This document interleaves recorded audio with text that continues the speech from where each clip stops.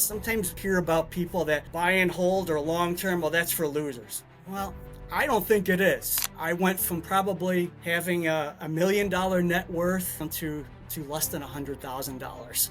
It was catastrophic. You think the world is going to end. But what do you learn from that? You learn to go back to your roots, get smart again. When life knocks you down, and it will knock you down at some point in time, no matter who you are or where you're at in the world, find the inner strength to pull yourself up by those bootstraps. I just reinvested the dividends again and again and again. There's not a week that doesn't go by where I'm not saying I need to increase my income. We've got more money tumbling in. Let's plug some here, and there. Let's make some more money so that the next round of dividend checks that comes in, I've got even more to divvy up. The power of dividends is that if you're a long-term investor and you can buy and you can hold and just persevere, and there's going to be ups and downs and cycles, you can come out doing pretty well.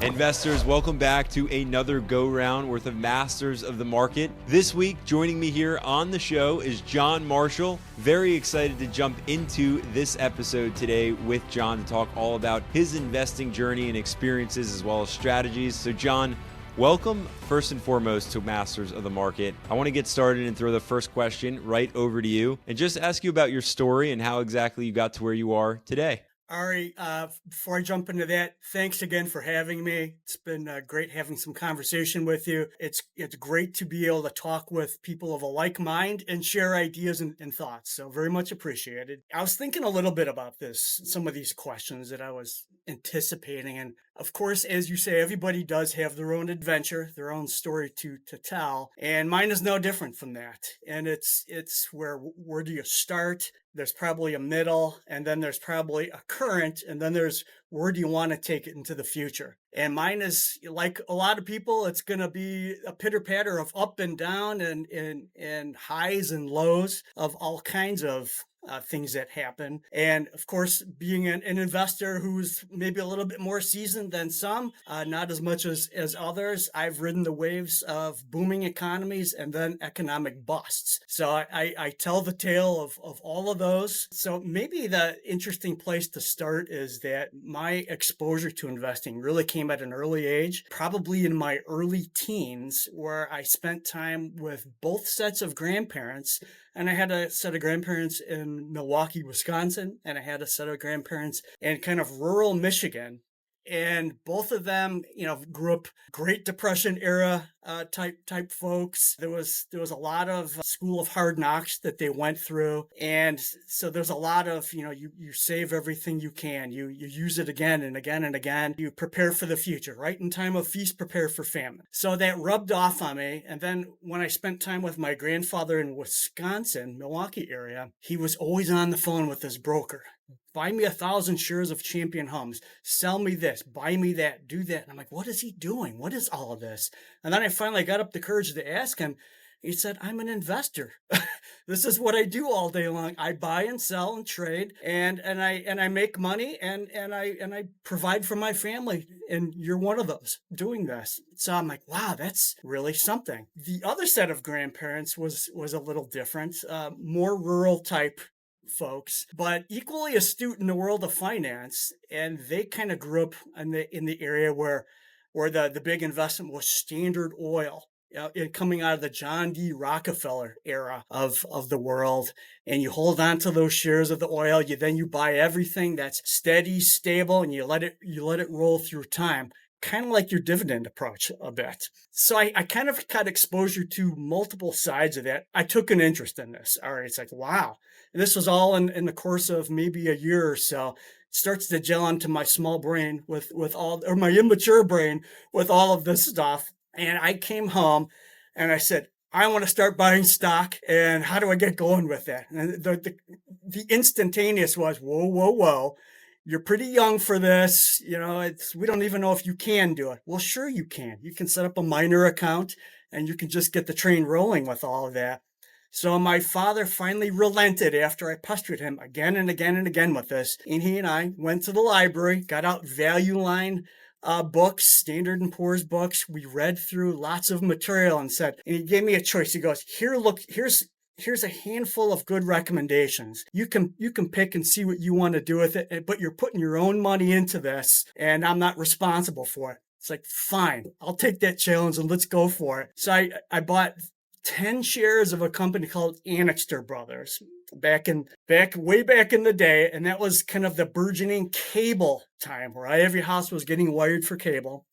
And that 10 shares of Annixter Brothers at $15 a share turned into about $5,000 after a period of about 7 years. And of course, it's euphoric. You think, oh, this is easy. It's this, it's that. By the time that had matured, I had grown up a little bit. I was more interested in cars and in a different lifestyle. I sold the stock, bought some things, went off to college, and didn't come back to it until late in college. So again, dead broke again, nothing, and hadn't carried through on that endeavor. And then I started getting the bug again, started taking my finance and economics courses. And I really started saying, wow, I liked hotels at that point in time. So, ooh, this Hilton, this Marriott. If I could own one of these on a tropical island, I'd be set for life and do that. So then I started buying hotel stocks in college, which was, that's hit and miss. It really wasn't where things were at. So those dreams come and go, but it's always a unique experience to go through all of that, Ari. And it's something that you learn, you go through the mechanisms. I didn't have any great push behind me to get into it and go do it. It was a self thing. So again, you kind of fell into a bit of a pattern of a lull, not doing a whole lot. My first job out of college, though, and this is where the adventure starts to get interesting with me, is that I worked for a small bank holding company. And this is coming out of kind of a banking and S&L crisis, as it seems like we continuously go through maybe once a decade or every other decade here, as restrictions and regulations tightened and then loosen up again. So there was a family that owned a small, about $1 billion, $1.3 billion asset banking company, tightly held, but yet profitable. They were surviving the S&L early banking crisis of the early 1990s. The CEO of the company said to me, he said, "Are you buying the company's stock?" I looked at him and said, "No. What do you mean? Buy the company's stock? This industry's in the tank."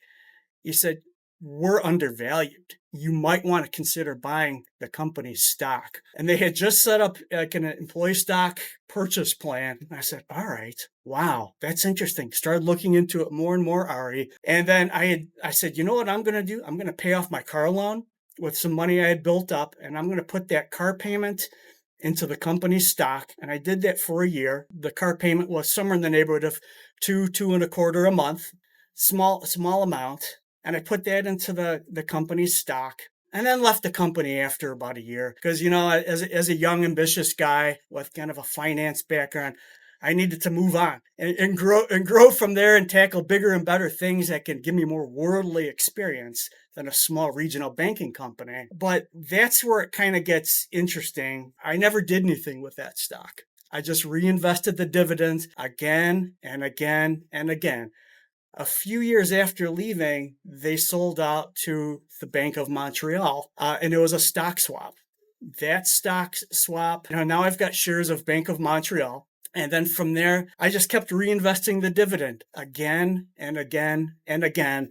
Rinse, wash, repeat. So this is kind of the power of buy and hold, is that if you want to flash that forward to today, and this is the power of dividends. The power of dividends is that if you're a long-term investor and you can buy and you can hold and just persevere, and there's going to be ups and downs and cycles, you can come out doing pretty well. And this is for kind of a mundane banking industry company. So to flash that forward to today, that small, meager investment of just over a couple $1,000s back in the early 90s is now blossomed into 100-fold. For that, just the sheer valuation of that, of my own shares, and the dividends that pays me every year is more than 4 times what the original investment was. So The power of dividends is and investing is just tremendous. I actually thank my lucky stars that I got a chance to work with that and just held on and did nothing with that over the years. And I share that with you as kind of a dividend channel and investing channel, is that sometimes people need to hear these things. And sometimes or you hear about people that buy and hold or long term, well, that's for losers. Well, I don't think it is. And I've benefited tremendously from that. And I wished I had done that 20 times over at that point in time in my life, because I'd be sitting even prettier than I am right now. So anyway, I share that example with you. That's kind of a humble start to a more blossoming future. It's just a great story to share with a buy and hold, reinvest, and see what comes out of time. Now, I will also share with you that at the same time in the early 90s, I was talking with my grandmother again from Wisconsin, and she said, "Oh, you've got a job. You're a banker now. You're coming out of college. That's great."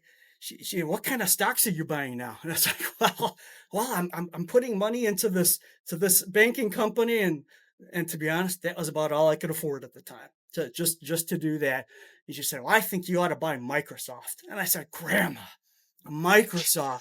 That that's yesterday's story. That's been out for years and years now. That's already bloomed up into something huge. It's overpriced, doesn't pay anything to hold on to it. Why would anybody want that?" Well, I like it and I'm buying.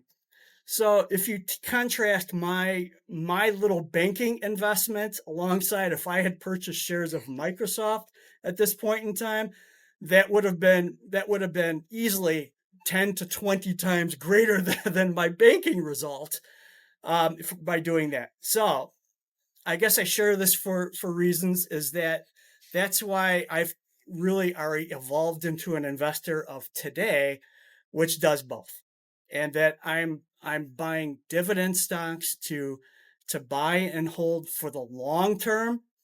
And believe me, there's not a week that goes by I'm not saying I need more money. I'm buying something more. Why? Because there's always dividend money coming in to throw into that. But I've got this bug that I want to have investments in the technology of the future, and albeit small, maybe 5 to 10% of the portfolio is thrown into these. I want a piece of the future as well because that could yield tremendous results. So I'm giving a little bit of the front and back, to start with. I could go back to the middle if you want, or if you have any questions for me at this point, I'm happy to go right to the middle. I want to hear what's in the middle because so far the beginning of this and where you're heading, where it seems like you continuously are heading, is fantastic. So let's go to the middle and start wherever you think is the best spot. Sure. So the middle is a story of boom and bust. All right. So the middle is I'm an ambitious guy heading into the years before the Great Recession of 2008 and 2009, full of myself, cocky, thinking I'm invincible at that point in time. And I thought I could take a modest amount of money and blow it up into something massive. So what did I do? I levered up the balance sheet, and this was a lesson that I will never forget. Is that I loaded up with margin debt, and wow, did I get burned? So I went from probably having $1 million net worth right in the year or so before running into the Great Recession to shriveling that all the way up down to less than $100,000 by Wow. 2009. It was a complete collapse, and I know everything collapsed at that point in time, but it was catastrophic. You think the world is going to end and that there's nowhere to turn. Jobs are being lost left and right. And so it's a miserable middle. But what do you learn from that? You learn to go back to your roots, get smart again, persevere. When life knocks you down, and it will knock you down at some point in time, no matter who you are or where you're at in the world, it's going to knock you down. So you have to find the inner strength to pull yourself up by those bootstraps and find a way to stumble forward again, which is what I did. Now, it took me many years to stumble out of that hole and find a way forward. And you had to meet a lot of good people along the way. Someone that'll give you a chance, in the midst of catastrophic economic times, and then recast yourself, re-engineer, remake yourself into something new again. Then when I was able to finally do that, I saved like I never saved before. I pinched every dollar that I could, and I invested like a crazy man for a period of time. So most of what I've achieved, I've done really in the past 10 years or so, is this as coming out of a deep pit was a lot. There's a lot of you exhaust most of your resources. You you lose a lot of hope, but if you keep the eye on the prize, and I used to say this to myself every night. Every night I'd go to bed and say, one day I'm going to climb out of this pit. I'm going to be somebody again. Every day I would say that, Ari. And until I finally got out of the pit. And then you start the sun is shining. There's great people in the world. There's ample opportunity. It's everywhere all around you. Open up your eyes, take advantage. Sometimes you have to put yourself out there for things. And that's really what I did. And it's a snowball. You start small and you pack it tight and you go little by little by little and you build up that momentum. You grow, and you don't look back. So anyway, I've given you some highlights of some early periods, end periods, middle periods. It's kind of my story as an investor at this point in time. It's to persevere, try really hard. Don't ever give up. Stay positive. Stay really, really positive. Stay focused. You can do it if you try. I got to ask you right off the bat, are you at least at this point in time back in the 7-figure club? Yes, I am. Yes, he is. Yeah. All right. Yes, I am. The big W. That's all that matters. Otherwise, it's a sad. No, I thought it's maybe well past that at this point in time, and I thankfully I'm at the point in life where I can survive off of accumulated earnings, dividends. It's a great place to be. I still do consulting items on the side. I've worked for lots of great companies. I've had lots of good mentors, leaders that I've worked for. I do enjoy working for smallish type companies and analyzing them. But those are some things that people love to hear. They want to hear, how can I get rich fast? Okay, well, I have a part of me that wants to contribute to that, saying, I want to add a lot more faster too. And how do we hit the accelerator?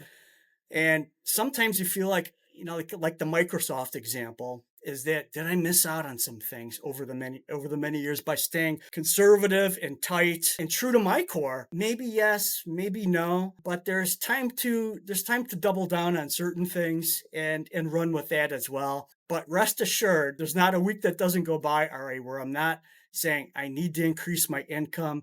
We've got more money tumbling in. Let's plug some here, and there. And let's make some more money so that the next round of dividend checks that comes in, I've got even more to divvy up. And really, from where I go at with this areas, I look to put about 50 to 70% of my money that comes in now.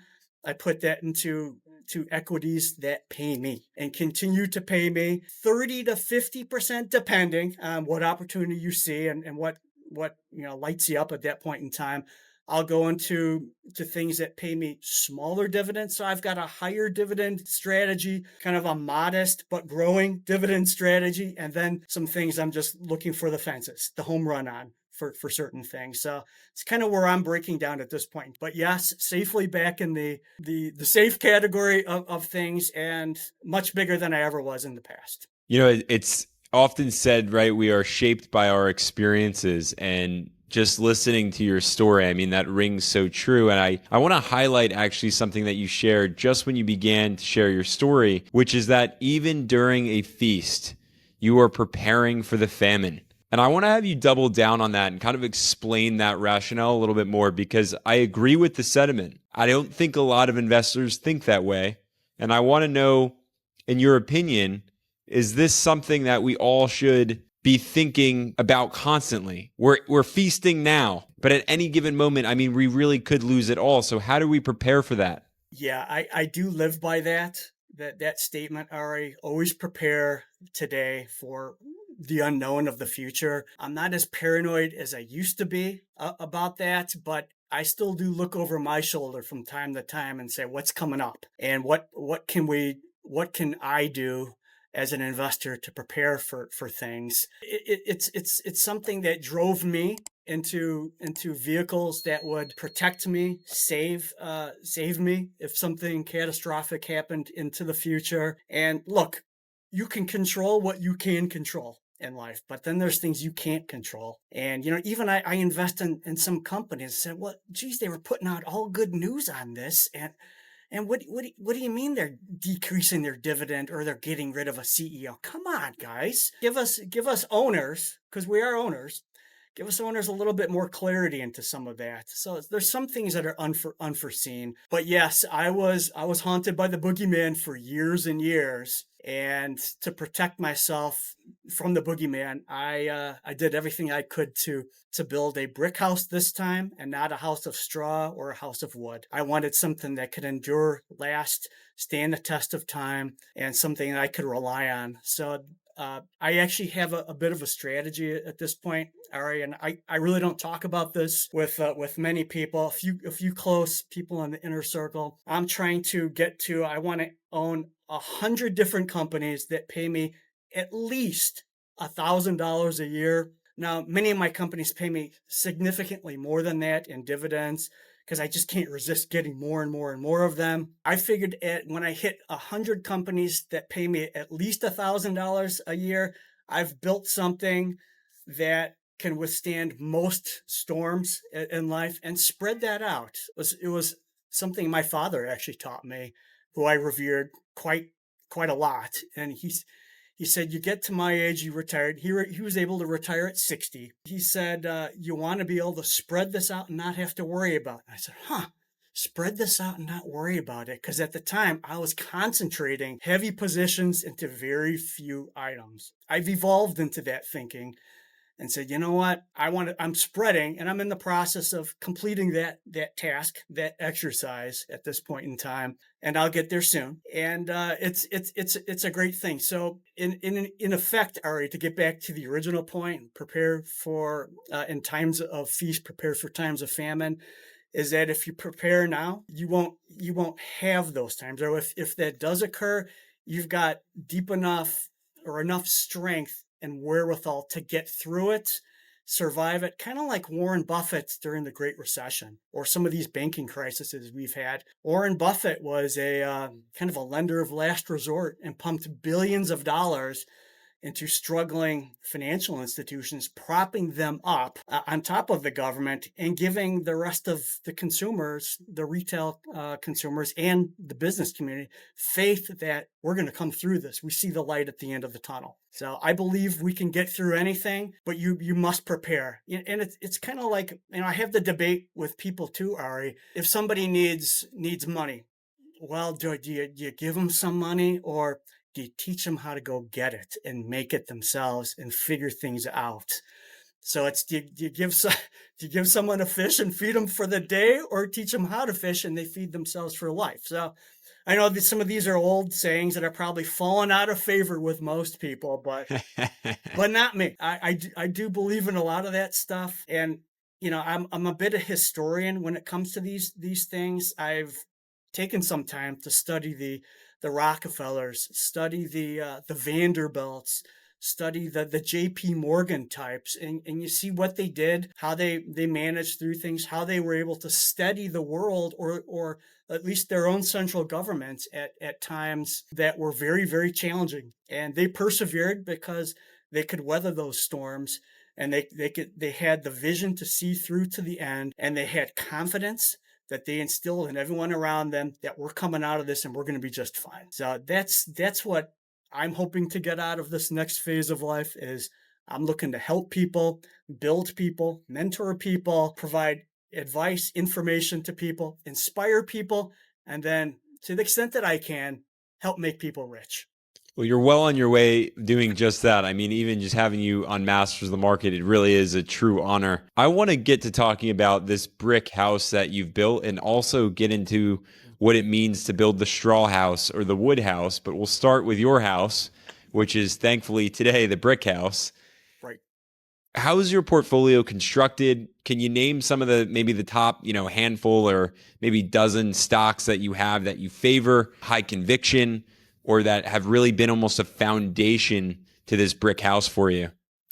Yeah, so I guess I would start with kind of a little bit of a philosophy that I have, Ari, and I see things as cornerstones. So I put things in corners, and then I have kind of, as the way I envision it in my mind, it's kind of like a tent that comes up at the top. So I invest heavily into my cornerstones that I hope builds a shrine or a temple for eternity, something like maybe a Greek Parthenon that stands for thousands of years. So with that, I coming up early in career in the banking world, I when we went through the last banking crisis, not the one from a couple of years ago, although I did add more bank shares at that point because they were just too cheap to ignore. 2008, 9, 10 time period, I went big on many more banks, and I liken that to when I was just starting off. What worked for me then? Okay, well sometimes you got to look back, learn from your own history. So a corner of my portfolio, Ari, is definitely in financials, and that's in banks, insurance companies, mutual fund type companies, some of your Franklin Resources, Bank of Montreal, Huntington Bank, Key Corp, Old Second Bank Corp, a lot of regional, super regional. Truist is a big holding of mine. I visit my mother quite frequently down in Sarasota, Florida, and I kept seeing all these Truist banks all over the place. I'm like, Truist, it's an interesting name. So I said, I got to have this. It was paying over a 5% dividend yield. It was down 50%. I said, oh, this company's not so bad. It's pretty good. They're everywhere. I'm going to buy it. So I bought that in kind of in the pits of, a year and a half, 2 years ago when we suffered the last banking blowouts. And, that's doubled in price and it continues to pay a dividend. So those are some conviction type companies that I own, as well as some insurance companies that caught up in those downfalls of when you're talking about whipsawed interest rates and financial institutions that can get caught on the wrong side of things or can't adjust their portfolios fast enough, and they have to dump things at losses so they show liquidity on their balance sheets.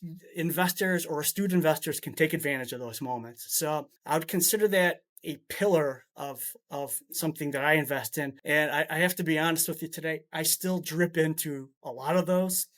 I own those separately from brokerage accounts, a lot of them. I have those on automatic drip. I just keep building and building and building. And I don't touch them. I don't need to touch them, so we let it run. Another pillar of mine that I invest in routinely, and again, sometimes you look at things in the market and the strategy can shift back and forth based on where the opportunities are at. But I don't stray away from my pillars of strength. So another pillar is certainly I believe that those that control the resources of the earth control the destiny of the earth. So you'll find me heavily invested in things like Freeport McMoran as an example. I've been in Rio, BHP for resource type companies. With that, I also put in anything oil, natural gas, pipelines. And I also clumped into that materials companies that are kind of, like your Dows and your LyondellBasell's. And I've been accumulating quite a bit of LyondellBasell and Dow lately because they're just too cheap to ignore. And when you're talking about companies that I see as being thrown away right now because everyone's looking at what's Nvidia doing, what's Palantir doing, the Magnificent Seven stocks. At some point in time, that pendulum's going to shift back, and it's going to come back, and everyone's going to say, "Oh yeah, look at these companies paying 6.5% dividend yields that are solid, stable." And it's way undervalued right now. And then those things will get bid right back up again. So for me, that's another quadrant. And I give you some examples of some of those companies. Some of those I drip into, others I continue to accumulate them into them. Huntsman is another chemical company I routinely buy in a drip. Freeport McMoran, I haven't stopped buying that for 10 years. I just keep buying it and buying it and buying it. Dow and Lyondell-Basell, I can't stop with that either because it just adds to everything. I guess with that, I guess another pillar is science and technology. So a long time ago, my father said, "You need science and technology. It's the future of everything." Okay, I'll listen. I'll listen to that. So he got me. He turned me on to a mutual fund that was focused on science and technology. Well, since I got into such a financial crisis myself during the 2008 2009 time period, I had to liquidate most of that, but I've rebuilt that up into quite a contender at this point in time. And most of those pay me substantial dividends as well. And one that I'm just furious about, but I continue to hold is Intel. Gets lots of headlines. I still continue to be a believer in it, and at some point, I think it's going to come back to life. They've tricked me on a couple of times, but I think they might get their house in order at this point, as they've run off one CEO and seem to be adding people to the board of directors there that can help the business. But I like a lot of chip stocks at this point in time. If you're not Nvidia or maybe Broadcom, a lot of these stocks have been thrown away at this point. There's opportunities in software companies as well that am continuously perusing, and then smallish type companies as well. Also, that I lump into the science and technology realm, Ari, is anything healthcare related. So I've spent a lot of time working in the pharma industry and working for medical products companies. So I see the good that can come out of these. I know that the climate changes periodically, particularly in the US where I'm at, where things can be pro pharma, things can be anti pharma. I've been called by people in the past, "You work for big pharma." Well, come on, I'm a guy that's trying to make it right for and work to support my own family and my own dreams and ambitions. And didn't big pharma save parts of the world with coming up with COVID and being able to test certain things? In my opinion, yes. So you'll see me heavily invested in companies like Gilead, Pfizer, Bristol Myers Squibb. And when they sell off, I tend to buy more. And when they rise up again, I throttle back. And I use that to then put into other things that have sold off. So it's a constant churn in my mind as to where are you putting your money and how are you placing it. But anything science and technology. So I guess to name a couple of other type of plays in that. I've been a little bit disappointed in microchip technology lately. I think they've got the building blocks to have a fantastic comeback, and at a 3% dividend yield, that they continuously raise too. So they've got the cash flow to cover it. That's a very interesting one to me, and I've got quite a bit of it, although they've had a little bit of turmoil lately. But these are opportunities to go a little bit larger in as well. So pharma, chip stocks, software stocks, also medical devices and technology. I started buying Agilent Technologies 10 years ago, and I haven't stopped since. I just keep buying it, and buying it, and I drip it. And I started buying Agilent when it was, $50 a share, and it's maybe 130s to 140s. It's a nice run up. I just keep reinvesting the dividends in that as well. It's a great strategy. Just let it go. Let it ride. Brucker is another name that I really like. Um, they've gotten a little bit thrown out lately, but their CEO did something, Ari. He stepped in and he bought millions of dollars in the stock in recent weeks. And everyone took notice and said, whoa, this had sold off into the upper 40s, and now it's in the upper 50s or $60 a share or so. So When you see insider buying, of course, that's always a great sign of confidence and more things to come. And it's not that Brucker had any significant challenges, but they're using their capital to grow and expand and buy more and more companies and rolling it all together. They're expanding, and I love those strategies. When companies buy other companies, they bolt things on, they tack it on. To me, that's the future. And they're I come from the school of thought, if you're not growing, you're dying. So I prefer to be with those companies that are growing and not having a static environment. So it gives you a little bit of a snapshot as to that pillar. I guess another pillar is real estate. So that would round out my four pillars of things. Real estate, Ari. Now, this is probably a future endeavor where I'll actually go in more to owning real estate myself as its own entity, which I have not done yet. I've come close on a couple of occasions. So my real estate participation at this point in time is buying real estate investment trusts. But as you know, the commercial real estate market took a dive, a while ago, and everyone wanted to dump those properties. Well, it created some great buying opportunities in those, especially if they're fairly steady players. So I seize those opportunities to load into those. And so I own a number of commercial type REITs. And lately I've been piling more into healthcare REITs as well. It's just those appear to be undervalued and thrown out as well, have some attractive yields. Uh, MPW or Medical Properties Trust has been taken out to the woodshed. I'm not in that one anymore. I I was for a period of time, but I've repositioned. I'm in a number of other stronger players and let it grow, let it build. Health Peak Properties would be one of those. Community Health Trust would be another one of those. Just I think more solid companies that pay great dividends. So I guess if you think about the four pillars which where I operate, and then what does that hold up? What's the tent? So I always like to tell people is that feel plugged in as an investor, and you will feel more plugged in if you buy everything that you consume. So if you happen to, like when my kids were young, I seem to see they like goldfish crackers. All right, well, we'll get you some goldfish crackers. Well, who makes those goldfish crackers? Okay, well, it's now owned by Campbell's. It's like, okay, well, we're going to start buying some stock in Campbell's. Or if this one likes Cheez-Its, then we bought the Kellogg's company.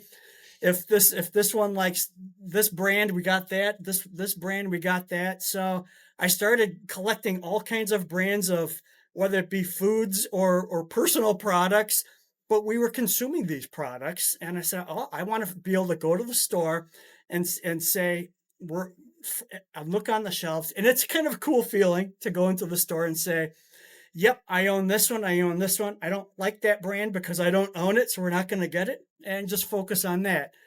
In fact, my oldest daughter likes to laugh at me still and tell people, she goes, yeah, he was so fanatic about this that when I would come home with my own salsa that was different from the brand that the company that he owns, he would put a post-it note on it and say, next time buy this brand. And I'd leave it for them in the refrigerator. But Ari, as a consumer, as an owner of the products, you need to patronize those companies. In Sure. my opinion. So I pushed that and said to my daughters, one day you will probably inherit the mantle of these things. So get yourself hooked on these products. And another daughter had a friend that would come over a lot, and she was always hungry. So she always liked the Tyson chicken nuggets. And I always, I'd be sitting in my bed going to sleep at midnight, and I could always smell the air fryer or oven warming up chicken nuggets, and there those kids go again. So I finally, instead of fighting it, I said, well, you know what? We're just going to keep going out and getting bags of Tyson chicken nuggets, and I'm going to buy Tyson stock, and and I told everyone who would listen, I'm going to get these kids hooked on Tyson chicken nuggets, so they're going to pay my dividends in the future as they grow and expand their families. So a little bit of humor there, but it is a true story as well. So You know, anything that you consume, Ari, is something that I want to buy as well and hold.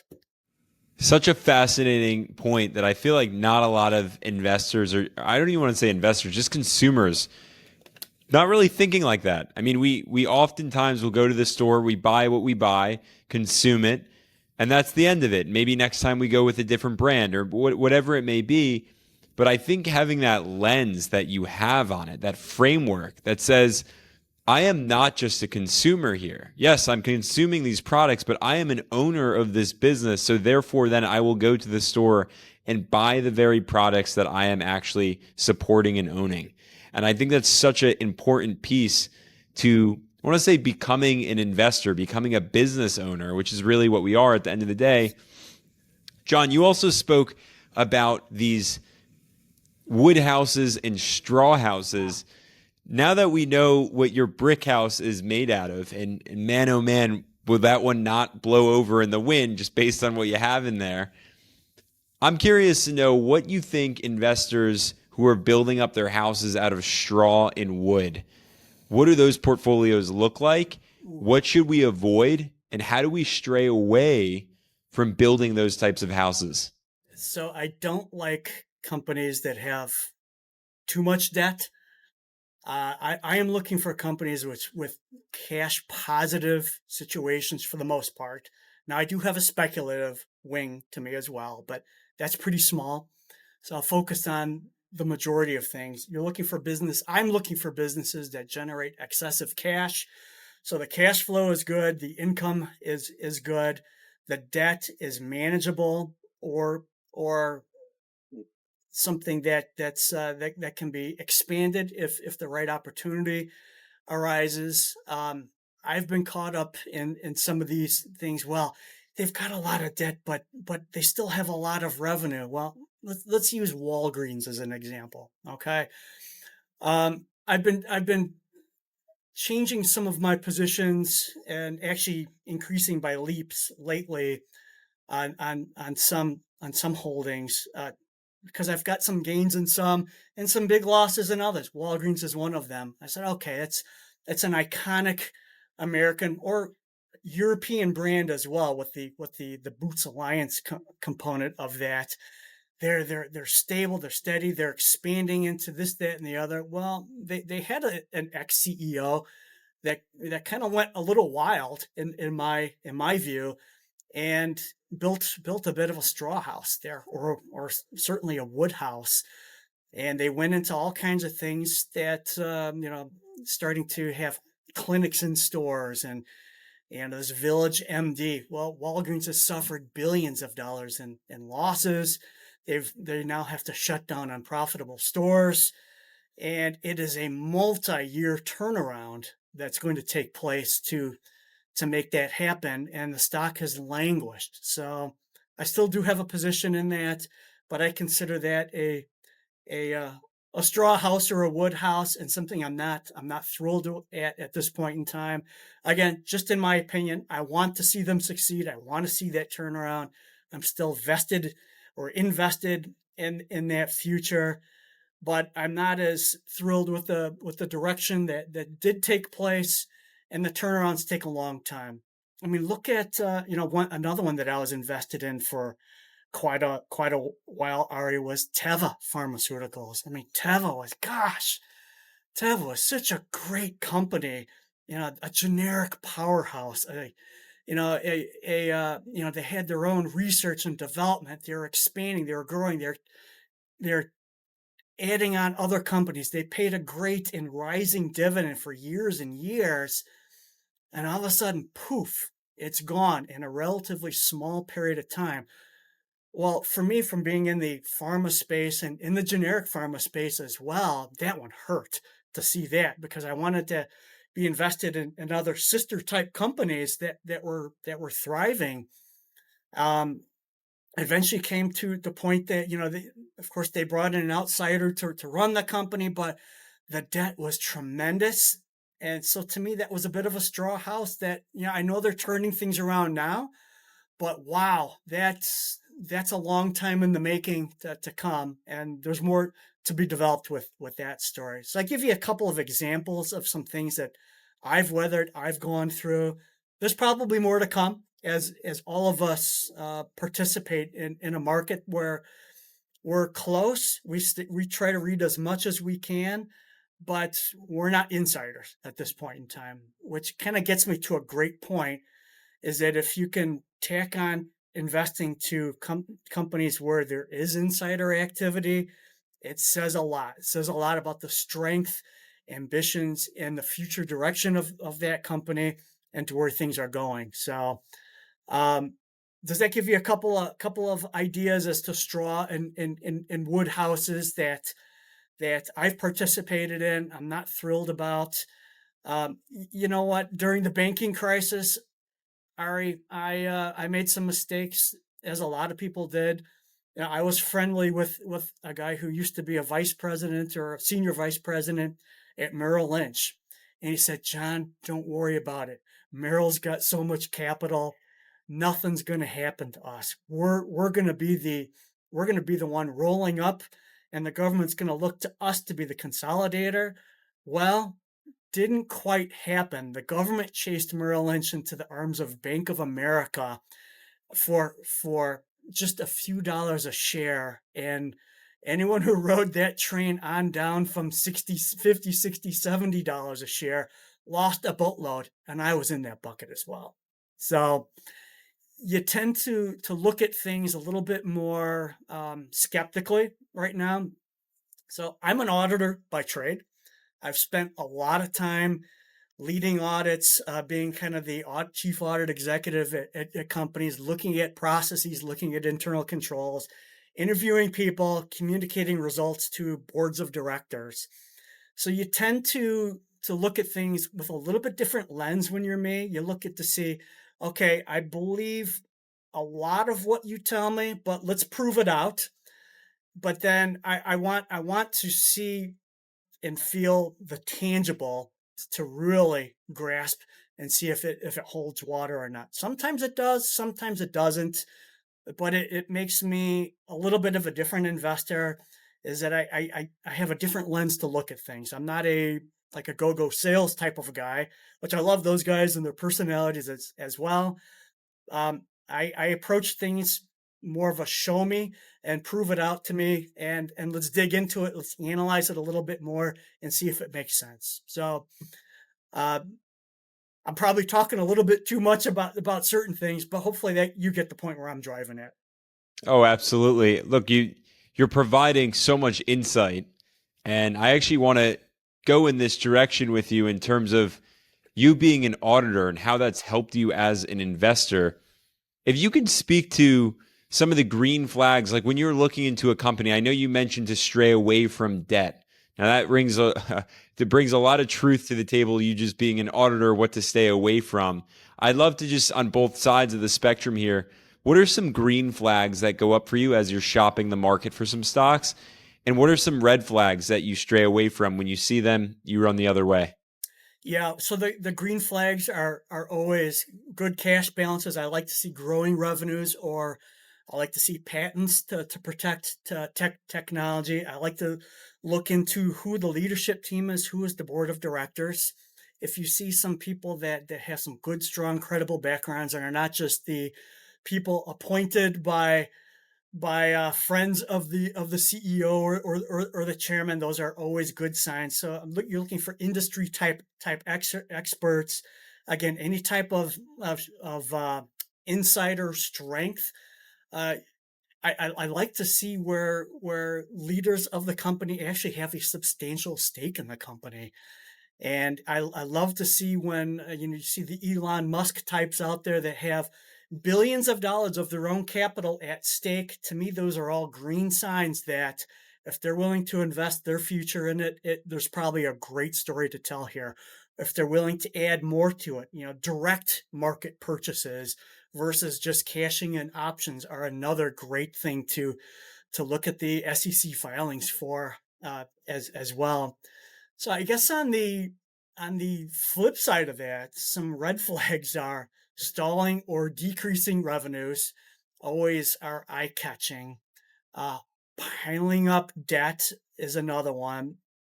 I'm also very close to monitor Ari if they have any kind of you know, internal control type of issues. So where I'm getting at is how truthful are the financial statements? Is there Can you believe in the financial statements? Is there going to be any kind of restatement coming? Is there any trouble? Are they believable? Is there any SEC inquiries into some actions that are going on? Those are all red flags. I've been a part of those in my career as well, where I've been, I've had to steady the ship, rebuild processes, um, communicate with outside attorneys, communicate with the SEC, communicate with lawyers that represent a board of directors, communicate with another set of lawyers that represent shareholders, and another set that represents management, and try to juggle all of this together and have a cohesive statement to say we are progressing, we're going to get this, and we're going to lick this, and it's not what was presented out in the investing community. So those are some of the things that I look at very closely. There was kind of another one that I had. Yeah. Uh, so I was with another company, which will be unnamed. They love to dole out stock options, and which is great. You see that and you say, wow, I'm getting tens of thousands of options. This is a great thing. It's exercisable at $3 a share, and in 3 years from now. And wow, if this thing continues to grow or hit some targets, these this 100,000 shares that I've been allotted is going to be worth, it's going to be worth $1 million here, and then I use that to catapult there. Well, I've had this happen twice now, is working for companies that, and I have nothing against working for or being a part of startup type organizations, but there is risk in it. That's why I look really closely at certain things. What is the remuneration? What is the comp structure? What is the cash levels? What's the debt? What's the revenue look like? If you start to see certain things happen, or if they're overly inducing people with stock options as a way to tie people down into a future that might be a little dicey. These are things that, as an investor, keep a close eye on it. It might not be what it's intended to be. Interesting. I want to also spin out in this direction in terms of portfolio size, because actually, as you were speaking, and you've alluded to a couple of times now, when it comes to building the portfolio, and you got all these companies. I mean, we have thousands of companies we could potentially invest into, but obviously we can only manage so many of them. So, question for you, what's the ideal number of stocks that one should have in their portfolio? And is there a number that's too much? Is there a number that's too little? Is there an ideal range? What are your thoughts? I think that sometimes that depends on the interest of the investor as well, and the capacity that they have to keep up. So if you have some time on your hands, or if you're like me and you wake up at 2 o'clock in the morning and you're up till 4 in the morning, I can get on my phone and I can scan all the headlines for 2 hours before I get tired enough to put myself back to sleep like a baby. So for me, I've got an active mind, and I do keep on top. I do a lot of reading. So for me, having 100 or more companies is something that I'm comfortable with. Again, I'm at the point in the stage of the career, I want to diversify. I want to have lots of revenue, lots of income streams. Some of them I pay more close attention than others, and then others that are more in growing or burgeoning industries, like a SoundHound, for instance, on the AI side. I'm looking at that a little closer because I want to ensure that the investment I have there is still looking good. Um, I know we've got investors out there that say, the fewer the better. If you can keep it to less than 10 or less than 20, that's all you need, or just roll it into an ETF. I do have some ETFs as well. I'm not opposed to that. And most of those holdings have the big boy stuff, right? So they've got the big technology companies that we all want to have a piece of and say, yeah, rah rah, I've got that as well. But I am more of an individual stock picker type of a person, and I think that I can outperform, or I take more enjoyment out of trying to outperform than I do just rolling everything into an ETF. Me personally. So I my magic number is a lot more larger than most people. Some people, it's maybe just a few ETFs, something in the S&P 500 and some technology type stuff. For me, I want to see a lot of individual stocks, and I want to see those grow and add and expand, which I'm constantly doing. And the more the merrier. Come join the party is my approach to that. And I probably have 120, 125 companies that I keep tabs on. Might sound excessive to some.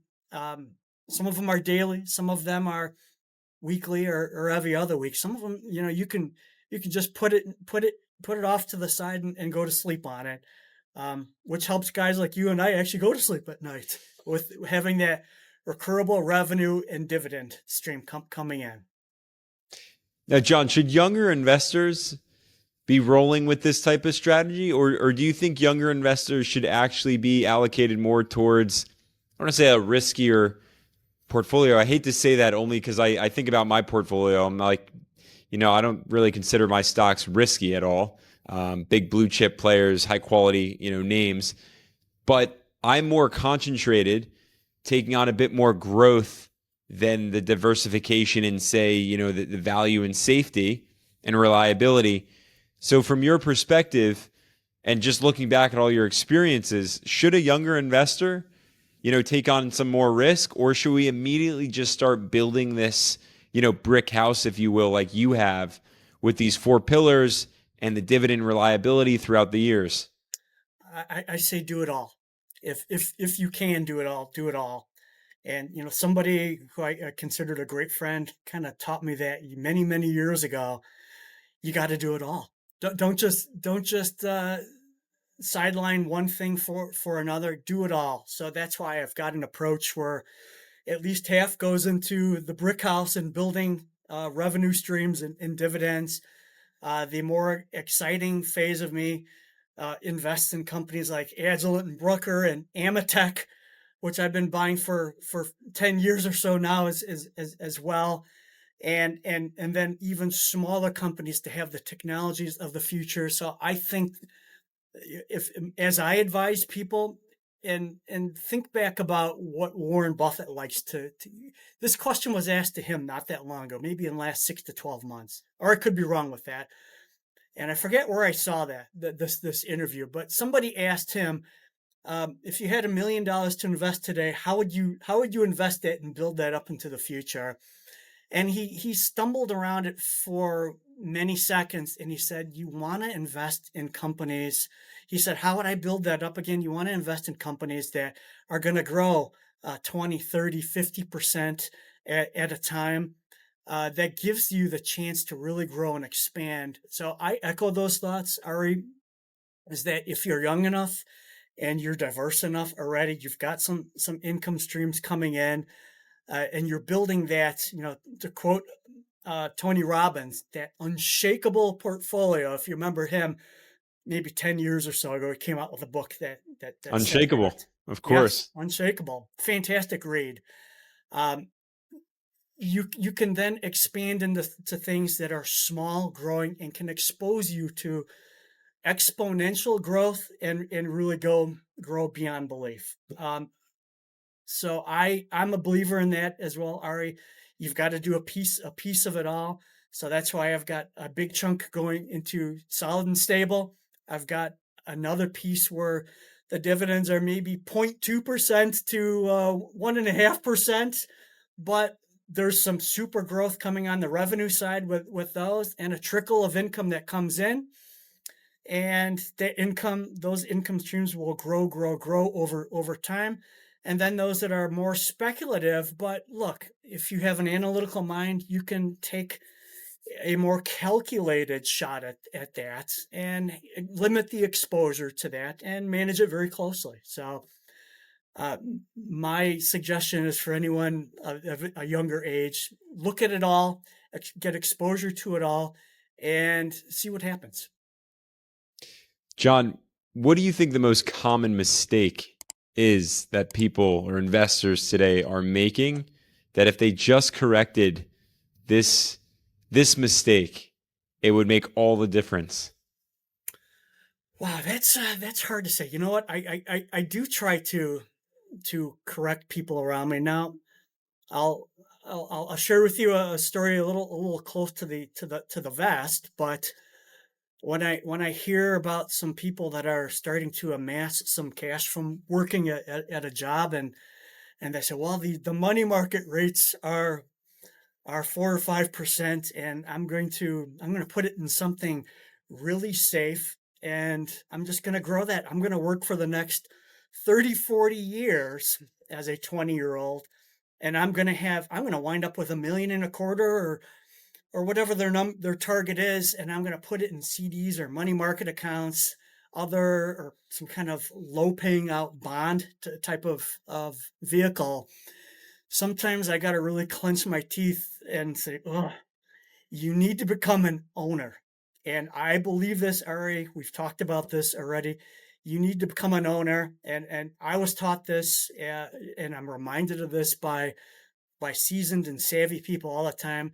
Become an owner, have a stake in the future, own the companies, be an owner, act like an owner, and get invested like an owner in that. So I guess I share that as kind of an answer to your question, is to elevate your risk slightly and then grow that risk, get a little bit closer, educate yourself. If you are not interested in that yourself, surround yourself with people, watch programs such as yourselves, where such as yours, to get educated, to get ideas as to what you can do, where you can plug into. These are invaluable things that take a long time to pull together yourself if you're just starting off. But sometimes you have to, if you want the rewards in life, you've got to take a little bit of risk. So if you don't have all the tools at your disposal, or you're just not interested in it, some people like to sell things. They like to market things. Some people are more creative. Some people are more analytical. There's a place for everybody in this to capitalize, to become an owner. Some people just don't know and are not comfortable with it because they don't know. They want to stay very narrow. So that's why, channels such as yours, where you get out there and you talk about, here's some opportunities that you have. These offer you great value. These pay you along the way, and these can lead to great things if you stick with that strategy and you persevere over the next 1 year, 3 years, 10 years down the road. Stand back and watch and see what happens. It's a great story that's unvolving or evolving. So I guess that's my message regarding that as well. I'm curious to know, if you were to have the opportunity to call up any investor, whether it's a sage, of Wall Street, an icon of yours, what investor, who would it be, and what would the conversation be like? What are some of the questions that you would ask that investor? How do you think that dinner or maybe a beer with that investor would go? Wow, that's very interesting. So I can think of some past and present, actually. So again, I am a bit of a historian. I think we can learn a lot by looking at the history and to see what evolved, because history will repeat itself again and again and again. You can learn from it. So I think some of the names of the past, some of like a John D. Rockefeller would, if I could invoke that, somebody who did have some foresight to do things, to build businesses, invest in things, and when the government took him apart, he came out smelling even better than he did before, and he was so wealthy. He could hand out money during the Great Depression of the 1930s. Those are great stories. I'd love to talk with them and say, where did you get the I guess the gumption to go for it and to do it? How did you do it? You can only read so much in a book from somebody's interpretation. If I could travel back in time and talk to the old Rothschilds, those are stories that, when you look at those family dynasties and what they did, and it's hard to unravel those today. When you look at them, they're involved in some of the things I talked about. They're involved in minerals, but they're also involved in finance. They're involved in technology type investments. Look at the Koch industries. I'd love to talk with someone like a Charles Koch and say, how did the Koch brothers pull this together? They're historical libertarians. That may be popular with some and unpopular with others, but it's still some people that have immense success in life, and say, well, how did you do it? What was the snowball that got going? And they built their company by tacking on and buying company after company after company, but now they have massive technology divisions that are growing leaps and bounds also, Ari. So I want to find out and draw inspiration from all of these sources as to what do you recommend to me? What do you recommend I do at this point in career? I'm an investor who's in his 50s at this point in time. And look, I'm not done. I'm looking to grow exponentially from here. My future is brighter than my current and certainly my past. But you learn from your past and you learn all along the way. You expose yourself to fantastic people and you can always continue to learn, whether that's people talking and conversing with you, Ari, or many, many others. So to answer your question, I want to pull names from the past and learn how did the some of these old names of the past, how did they do it? How did they separate? How did they structure it? How did they move forward with a lot of charisma, and they took a lot of risks and a lot of chances. Um, if you haven't had a chance to read the Elon Musk biography, that's a great thing for people to read, as well as somebody who just went for it. He didn't care what people thought of him. He had a rough childhood. He applied himself, brilliant mind, and and just said, "I'm not going to fail. You can't stop me. I'm just going to keep going, and I'm going to march and get out of my way. If you want to join me, great." Um, Certainly, He makes a lot of press now, but a year ago it was a lot less. But when I devoured his book and read through that, you learn something at every turn and say, "Wow, what can I get out of that? What can I learn from him?" So that's one way to really tap into somebody's mind and figure out and get some of your own questions, is to read a biography on them. Others would be if you could actually ask them. Would love to have a sit down with them and see where that conversation goes as well. What are the technologies of the future? Where are you hitting the gas pedal? Where are you accelerating? Where should somebody be? I think you've got some answers to some of these questions just by looking at what he says and what he does. So I'll give you a little bit of a flavor in that, and that there's nobody you can't learn from. And I used to tell somebody that I worked with, and they said, "Boy, you spend a lot of time playing with your kids." And I said, "Well, you know what? I love my kids. I've got three girls. They're growing up now, but you try to teach them to become independent young ladies, be strong, stand up for yourselves, and make something of yourselves. And you can rely on yourself in life and me, but certainly make very wise choices, Ari, and certainly choose your partner very carefully in life with things. But this one person that I used to work with, she used to ask me repeatedly, "Well, you spend a lot of time playing with kids. Shouldn't you spend more time doing, analyzing this or looking at that?" And I said, "No, you'll never get that time back." But there's something you can even learn from kids, young kids, or even animals for that matter, tend to be fearless. They don't know. They will amble about, they'll explore, they'll learn things, they'll put their nose where they perhaps shouldn't. And I was always amazed at watching young kids, stumble about. They're just fearless. So there's something to be learned even by that, is to you have to have an element of to really get ahead. You have to have a little bit of fearless and really go for it in life to break through that barrier to get to the other side as well. So that's what develops us at this point in time as well.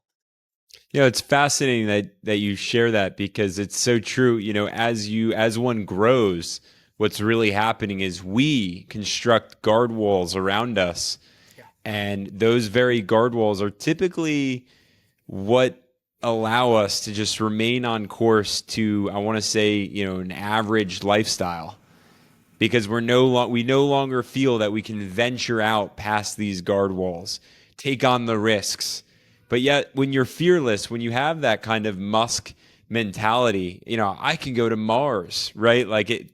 That's where you break the boundaries of the norms, and you find yourself becoming, a leader of the pack, just by way of venturing out of what you refuse to put guard walls on. It's incredible. It's amazing. And I think, for all investors out there, that is arguably one of the most important pieces to being an investor is stay open, look for opportunity, maybe take on a little bit more risk here or there, know when to pull back, put those guard walls up.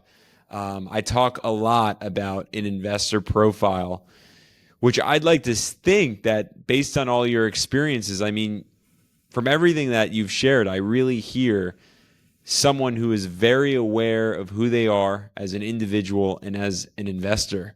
So it's just enlightening to listen to you, John. And I have to say, there's a lot of insights that came through on this chat. I have one more question for you. It's my favorite question that I get to ask every single master of the market. So it's a bit of a hot seat question. Okay. If I were to give you, John, $10,000 right now, what's one stock? I'd give you the ETFs to go with too, but I feel like you'll pick an individual stock. So what's one stock you would invest into, and the reasoning or rationale behind that pick? So you are putting me on the hot seat, aren't you? Because after I go through all this diatribe about putting 50% into some solid and stables, and then some medium growth, and then some extraordinary growth type things. So I guess if I had a fresh $10,000 at this point in time, what would I do with it? I'm putting that into something that pays me. Right now, pays me money. I've got plenty of money coming in to invest in future activities and ideas. So I'm going to build my house even stronger. I'm going to add another layer of bricks to it, reinforce it with some concrete with that extra $10,000. And I bought a little bit more Pfizer earlier this week, added to that. I think their CEO is kind of under thought at this point in time. I think he's vested in the company. I think some things are about to crack open there. And at $25 or so a share, I think that Pfizer can easily go up to mid 30s to mid 40s and find a better trading range. And yet it's going to pay you a 6% plus dividend to wait. And then I'll take that dividend money and I'll plug it into yet more things, Ari. So I'll give you one there that I like. I've liked it for a long time. I've really scooped it up a lot on the downside. I think a bright future's ahead. I don't think RFK Jr. here in the U.S. can do enough to take away from all the science and technology that's cranking out of a shop like that, and all the AI that's going to help exploits all the future innovation into the future. So a little bit on the gangplank walking out with that, but that's the one I'm going to give you for right now. Wow. We have Pfizer all in there with the 10K.